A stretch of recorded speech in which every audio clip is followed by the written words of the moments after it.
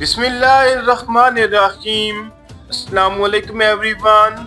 मैं हूं आपका मेज़बान मोहम्मद उसामा खालिद। उम्मीद करता हूं कि आप सब खैरियत से होंगे।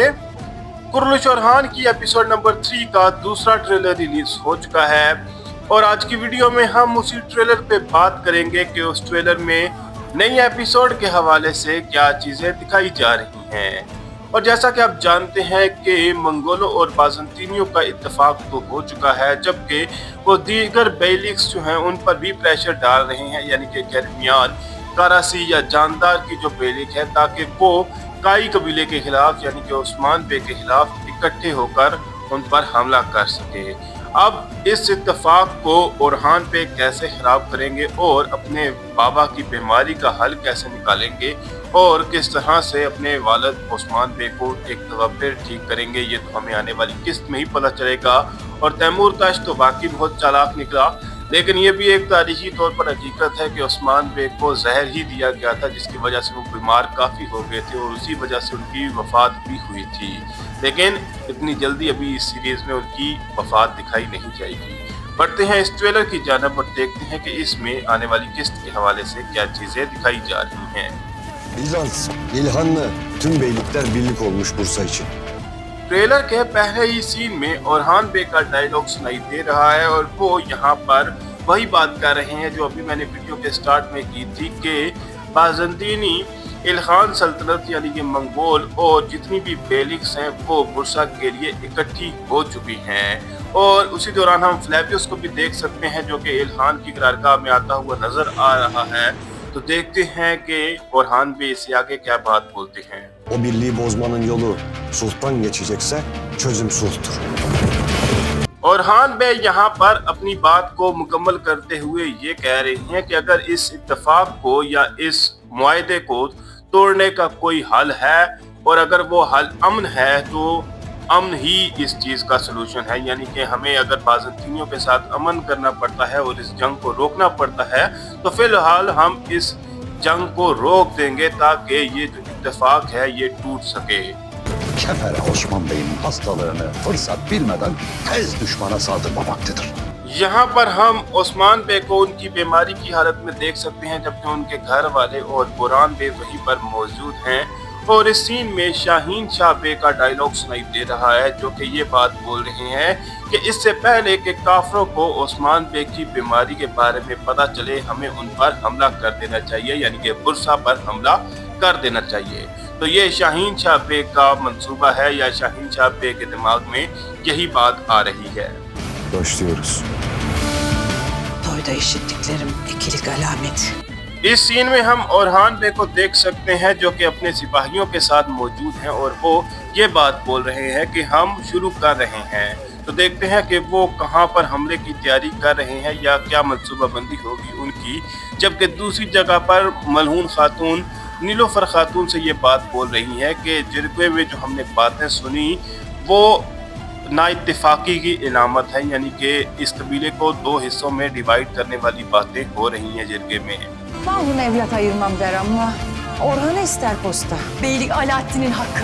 अब यहाँ पर दीदार खातून दिखाई जा रही हैं जो कि एक दफा फिर गोंजा खातून के साथ मौजूद हैं और ये कह रही हैं कि मलहून खातून बेशक ये बात बोलती हैं कि वो किसी भी औलाद में फ़र्क नहीं करती, लेकिन वो ओरहान बे को तख्त पर देखना चाहती हैं। जिसके जवाब में गोंजा खातून ये बात बोल रही हैं कि सरदारी जो है वो अलाउद्दीन बे का हक है। तो बेसिकली दीदार खातून भी यहाँ पर गोंजा खातून को अलाउद्दीन बे की दूसरी शादी के लिए राज़ी करने की कोशिश कर रही हैं ताकि अलाउद्दीन बे की औलाद हो और अलाउद्दीन बे ही तख्त संभाल सकें।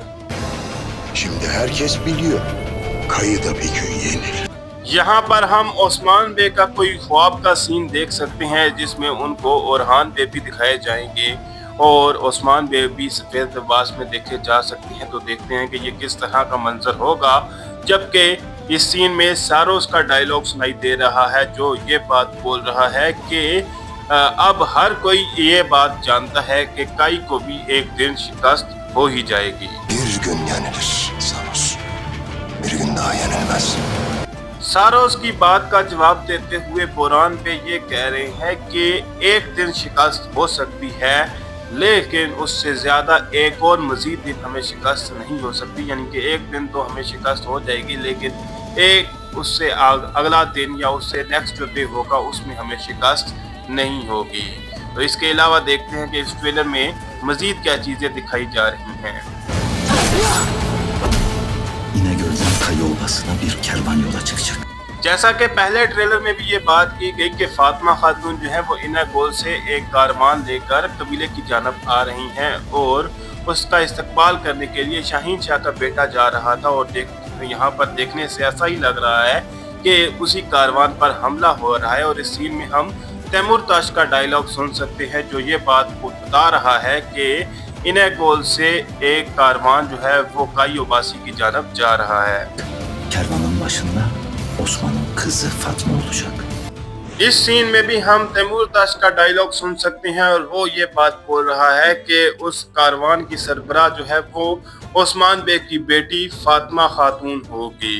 लेकिन ये सारी बातें जो हैं वो फ्लेवियस भी सुन रहा है और फ्लेवियस भी इस पर कोई ना कोई अपना मंसूबा बनाएगा और मैं भी फ्लेवियस ही यहाँ से तैमूर ताश से उस कारवान पर हमले करने की इजाज़त ले। लेकिन देखते हैं कि हमें क्या चीज़ दिखाई जाती है। O kızı canlı istiyorum. Hatada bir olmuş belanızı ararsınız. इस सीन में हम फ्लेवियस को देख सकते हैं जो कि ये बात बोल रहा है कि मैं उस लड़की को जिंदा देखना चाहता हूँ। यानी कि वो फातिमा खातून की ही बात कर रहे हैं।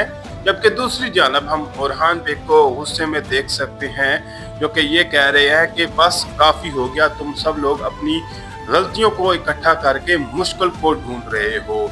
या इसी तरह की वो कोई बात वहाँ पर जिरगे में या ओताक में या खेमे में बोल रहे हैं। Bundan gayrı gözüm üstünüzde. Görelim bakalım. El mi yaman? Orhan बे यहाँ पर अपनी बात को जारी रखते हुए ये कह रहे हैं कि आज के बाद या आज से मेरी जो नज़रें हैं वो आप सब लोगों के ऊपर हैं। और वो ये बात भी बोल रहे हैं कि देखते हैं कि हाथ खराब है या इसके बाद वो क्या बात बोलेंगे ये तो हमें नेक्स्ट सीन में पता चलेगा। तो देखते हैं कि ओरहान बे मजीद क्या बात कहते हैं और इस सीन में वाकई में ओरहान बे काफ़ी गुस्से में नज़र आ रहे हैं। Bey mi?